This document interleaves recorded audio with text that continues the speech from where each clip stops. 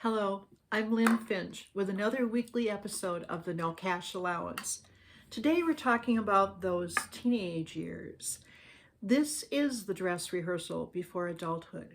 That 18th birthday makes your teen legally responsible for their money decisions. Teens growing up have the best of all worlds. They have money to spend and few responsibilities.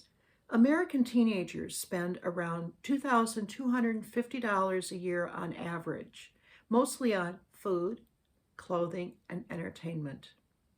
Compare this to a working adult's spending. According to a recent BLS survey, the largest expenditures were for housing and transportation, which comprised 26 and 13% of people's take-home pay, respectively.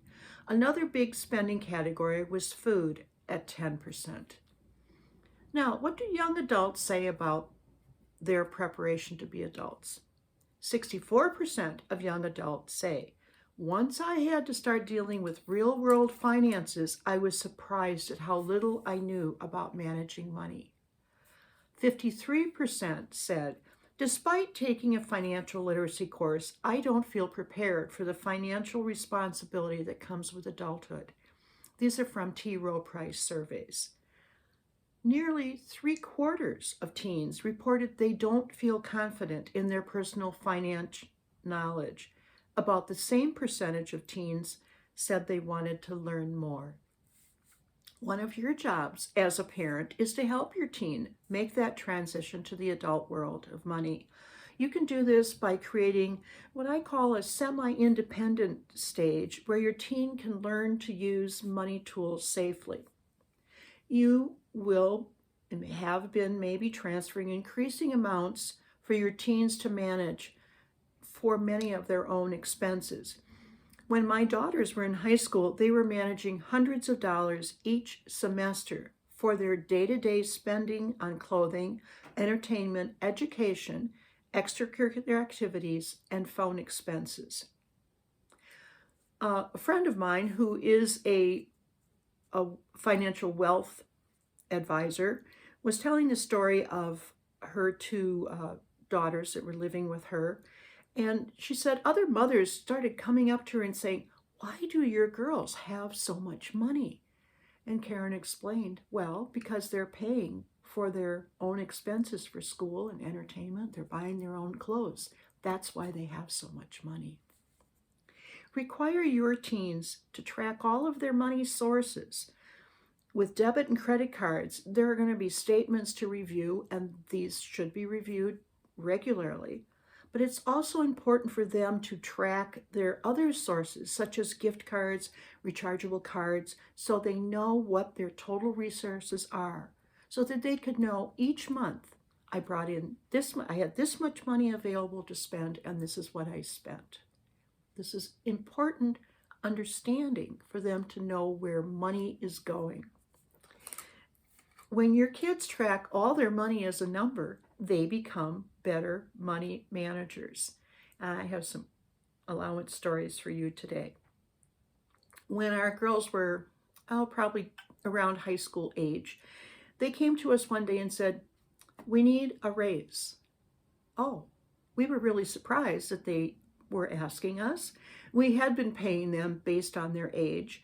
And we said, well, why do you think you need a raise? And they gave us a very rational explanation and said, well, what you're giving us just isn't enough because we're paying for this and we're doing this and we need more money.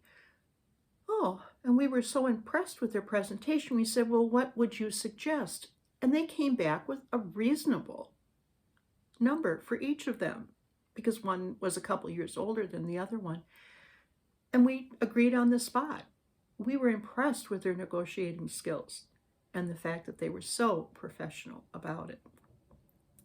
A friend of mine started her no-cash allowance with her teenage daughter. Now, this maybe is a tricky time to start, but with some negotiation and explaining that they're going to be in charge of the money, teens will kind of like this idea.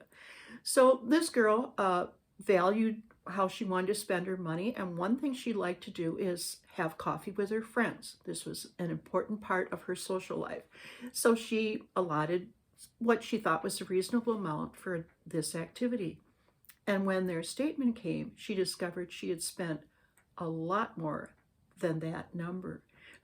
And she was really surprised. So this made her realize that how you spend your money sometimes isn't the way you think you're spending the money. So she adjusted her priorities and she said, I still want to have coffee with my friends, but I'll manage to do the payments and manage the money so I can still do that and do these other things I want to do. Also, one time our daughters came to us and said, we need some labor negotiations. Oh, well, now, what was this going to be about? Well, I did have a chore system, and they selected jobs unknown what they were. It was kind of a grab bag of jobs. And we did that on Saturdays, and some of the jobs were for pay and some were not. And the rule was they had to complete all of the jobs before they could add their earnings to their account. And they said, well, what do you want to negotiate? Well, they said, these jobs don't take very long. You're paying us too much money for them. Well, that was a big surprise. And then they said, but these others, there's this couple over here that take a lot more time, and we think we should be paid more for those. Well, we asked them what would be a reasonable amount, and they came up with a number that made sense to us. So we adjusted all the rates. We made some pay less and some pay more.